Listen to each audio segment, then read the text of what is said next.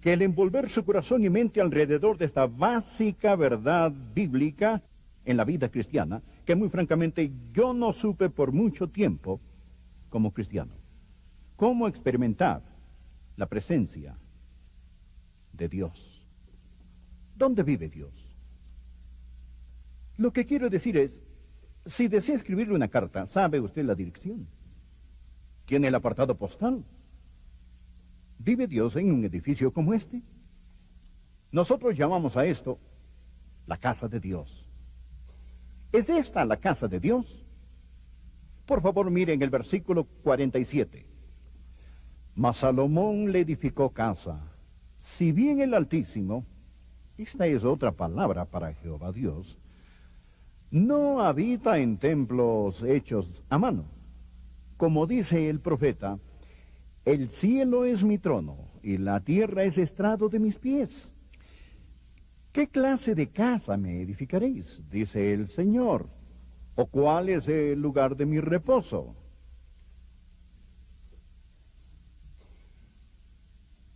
¿Dónde en la tierra vive Dios?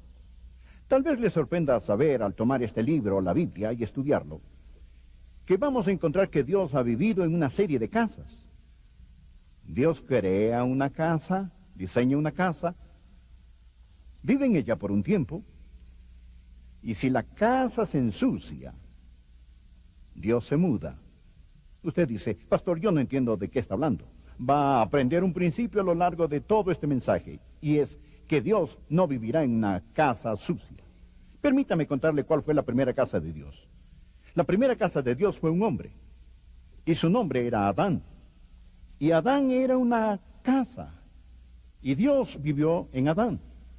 En Génesis capítulo 2 y versículo 7, la Biblia dice, entonces Dios modeló al hombre de arcilla del suelo, y sopló en su nariz aliento de vida. Y fue el hombre un ser viviente. Esto es en Génesis 2 y versículo 7. Y ahí ve usted la primera casa, y Dios diseñó esta primera casa. Ahora, Adán fue un diseño de casa. Dios diseñó a Adán, y Adán fue una casa de 3 habitaciones. A la habitación exterior se le llamó su cuerpo. A la habitación interior, su alma. A la habitación más íntima, su espíritu. Bien, Dios formó a Adán de la arcilla del suelo, y este es su cuerpo, y Dios le dio vida física. Dios sopló en su nariz aliento de vida, y este es su espíritu. La palabra aliento y la palabra espíritu son la misma palabra, el espíritu de vida. Adán llegó a ser una criatura espiritual. Y luego la Biblia dice, y fue un ser o alma viviente. Ahí tiene las 3 partes de la naturaleza de Adán y las 3 partes de su naturaleza. Todos los seres humanos son cuerpo, alma y espíritu. Sentado en su asiento hay un cuerpo, alma y espíritu.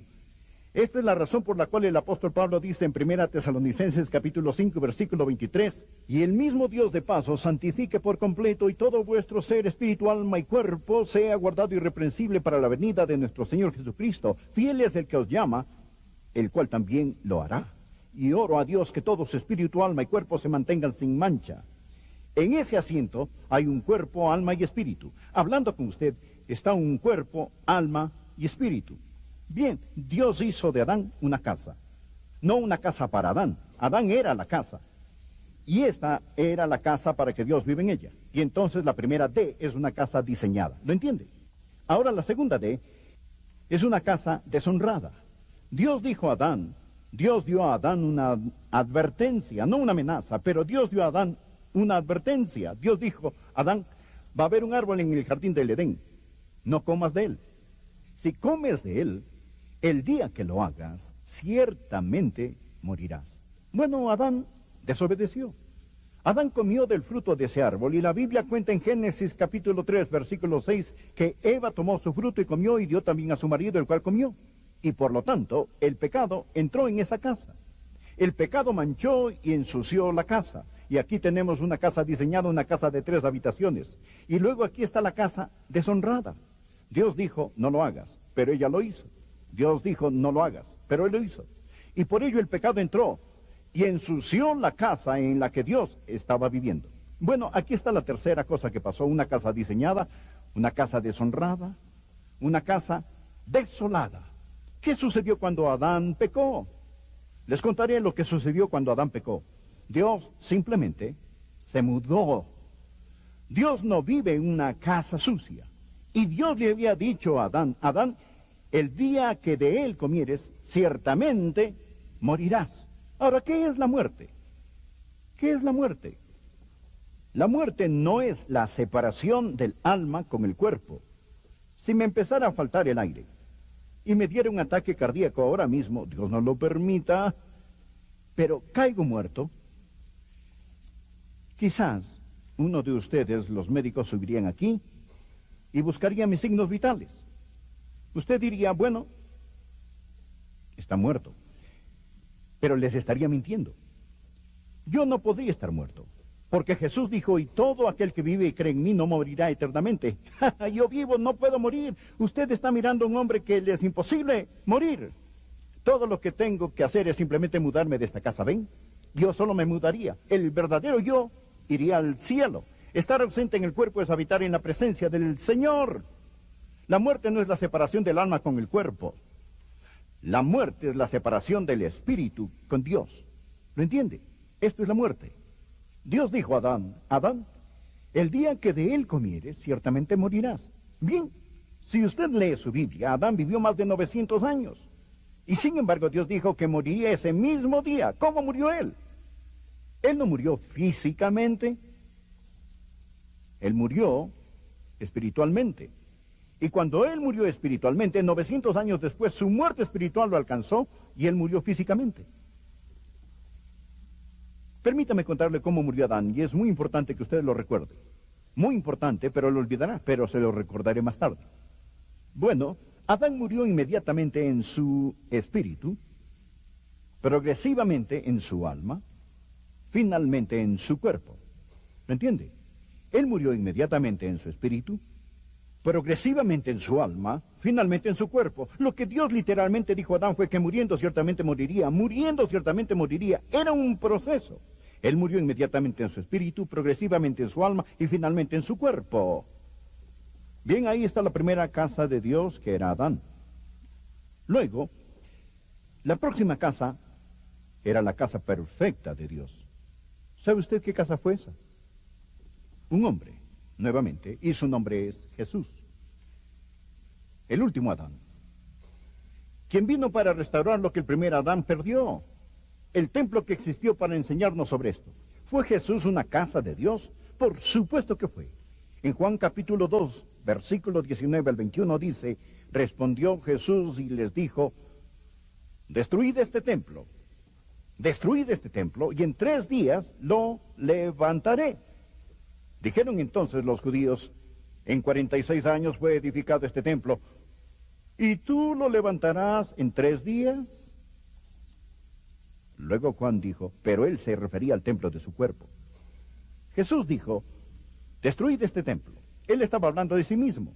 3 días lo levantaré. Le dijeron, estás loco, tomó casi 50 años de construir esta cosa. Ellos no comprendieron que Jesús estaba hablando de otro templo, que Jesús mismo era un templo. Y quiero que regresen a las Ds conmigo. Primeramente, una casa diseñada. El cuerpo de Jesús fue el trabajo diestro de Dios omnipotente. El profeta dijo, me preparaste un cuerpo, me preparaste un cuerpo. Su cuerpo era el diseño perfecto del Dios omnipotente. Este es el porqué del nacimiento de la Virgen. Él nació, fue concebido en la matriz de María. Él vino como lo hizo, nacido de virgen, para hacer lo que fue sin pecado. Él fue lo que fue sin pecado para hacer lo que hizo morir por nuestros pecados. Él hizo lo que hizo morir por nuestros pecados para que nosotros podamos ser lo que Él es, un hijo de Dios. Él llegó a ser un hijo del hombre para que podamos llegar a ser hijos de Dios. Él nació de una virgen para que nosotros podamos nacer de nuevo. Él vino a la tierra para que podamos ir al cielo. Él, Jesús, tenía una casa diseñada, pero no solo una casa diseñada. Escuche. Una casa deshonrada. Oh, no, dice usted, no esa casa, sí esa casa. Esa casa. Isaías nos dice en Isaías capítulo 53, Todos nosotros nos descarriamos como ovejas, cada cual se apartó por su camino y Jehová cargó. ¿Sobre quién? Sobre él. ¿Qué? La iniquidad de todos nosotros. Mi pecado, su pecado, nuestros pecados fueron cargados sobre el Señor Jesucristo. Nuestro pecado manchó y ensució esa casa. Pedro dice, él mismo llevó nuestros pecados en su cuerpo. Los detestables pecados nuestros fueron puestos sobre el Señor Jesucristo. Esta es la razón por la que debería amar al Señor Jesús. No hay casi nada que me conmueva más que Getsemaní. Y cuando pienso en Getsemaní, aún ahora lágrimas vienen a mis ojos. Cuando pienso en Getsemaní, cómo Jesús oró, Padre mío, si es posible, pase de mí esta copa. ¿Qué había en esa copa? Todos los pecados de la humanidad. No piense en todas las naciones del mundo. Piense en su país. Solo piense en su ciudad. No piense en todos los pecados de su ciudad. Solo piense en el pecado de mentir. No piense en todos los días de su ciudad, solo en un día. Solo piense en las mentiras que se están diciendo hoy. Piense en la blasfemia que ocurre en la ciudad hoy. Piense en la perversión sexual que sucede en esta ciudad hoy. Y luego súmelo con todos los pecados de todas las ciudades, de todos los siglos, de toda la inmundicia, de toda blasfemia. Todo eso fue destilado en una copa y el Hijo de Dios la bebió. Y él llegó a ser pecado. Y cuando se convirtió en pecado, Dios, el Padre, tuvo que tratarlo como cualquier pecador. La Biblia dice, Dios no eximió ni a su propio Hijo. Y Jesús no solo llevó nuestros pecados. Jesús, el Hijo de Dios, llegó a ser el objeto detestable del Padre.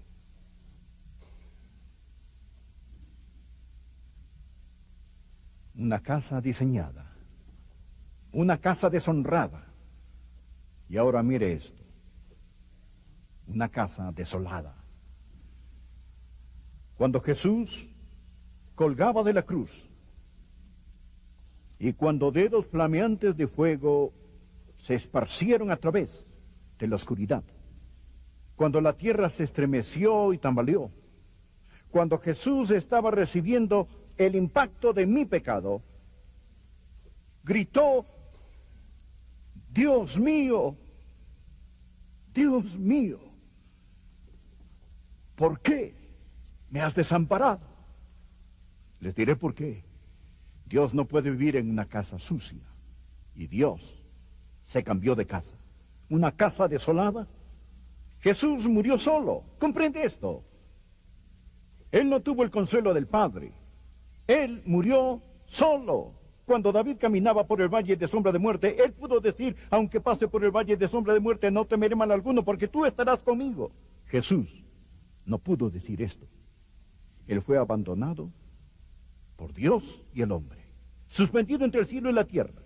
Una casa diseñada, una casa deshonrada, una casa desolada y una casa destruida. Él sabía lo que sucedería y esta es la razón por la que dijo en Juan capítulo 2, versículo 19, destruid este templo y en 3 días lo levantaré. Él sabía que lo destruirían, él lo sabía, conocía cómo trabajaba Dios. Ahora, la primera casa de Dios era Adán, la casa perfecta de Dios, el Señor Jesucristo. Pero ¿sabía que Dios tiene una casa más?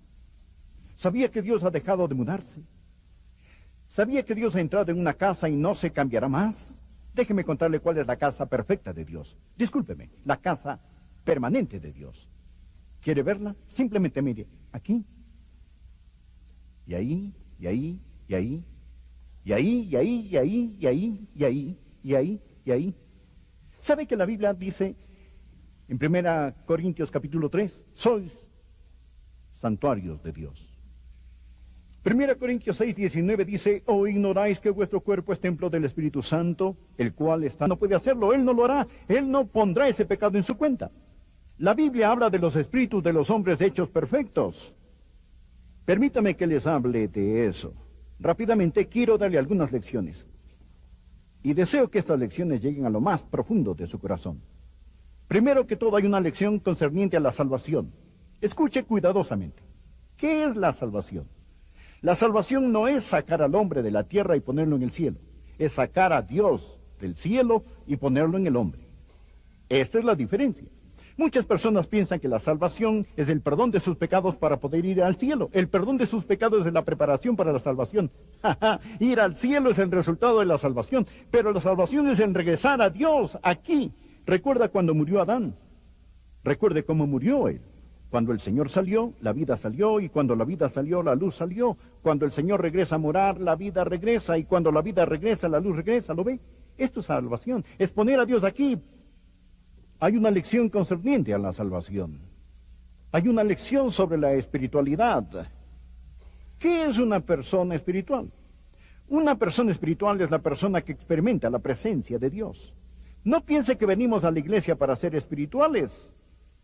Nosotros no venimos a la iglesia a adorar. Nosotros traemos nuestra adoración a la iglesia. Traemos nuestra adoración a la iglesia. Cuando usted se salva, cada día es un día santo. Y cada lugar es un lugar sagrado, y cada acto, y todo lo que hagáis de palabra o de obra, hacerlo en el nombre del Señor Jesús, ya sea que coma, ya sea que beba o lo que haga, experimente la presencia de Dios. No solo hay una lección concerniente a la salvación y la lección sobre la espiritualidad, pero, oh, bendito amigo, hay una lección concerniente a la seguridad. Agradezca a Dios que dejó de mudarse. Juan 14, para que Él, el Espíritu Santo, esté con vosotros para siempre.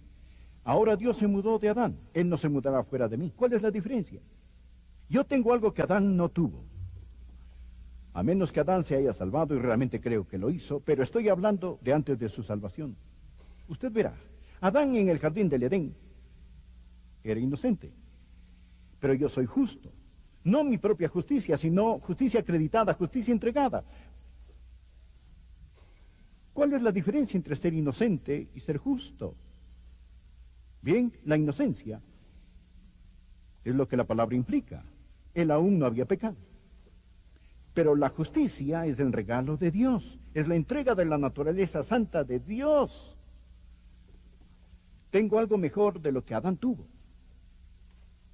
Yo prefiero ser un pecador salvo que un inocente ángel.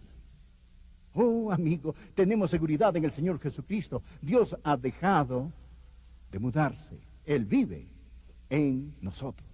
Y por lo tanto, ¿qué es el servicio? La lección sobre el servicio. ¿Qué es el servicio a Dios? Bueno, el servicio a Dios no es hacer algo para Dios. Es dejar que Dios haga algo a través de usted. Usted dice, solo está jugando con palabras. No, no estoy.